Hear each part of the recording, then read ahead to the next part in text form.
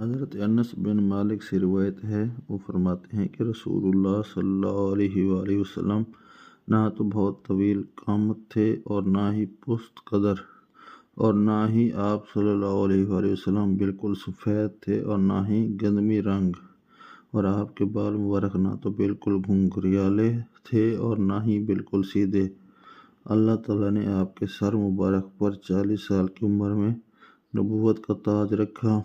پھر آپ صلی اللہ علیہ وآلہ وسلم نے مکہ مکرمہ میں 10 سال قیام فرمایا اور 10 سال مدینہ منورہ میں رہے، اور 60 سے کچھ اوپر تھے کہ اللہ تعالیٰ نے آپ صلی اللہ علیہ وسلم کو وفات دے دی۔ آپ صلی اللہ علیہ وسلم کے سر مبارک اور داڑھی مبارک میں 20 بال بھی سفید نہ تھے۔ ایک اور روایت میں حضرت انس بن مالک سے روایت ہے کہ رسول اللہ صلی اللہ علیہ وآلہ وسلم کا وصال 63 سال کی عمر میں ہوا، اور حضرت ابو بکر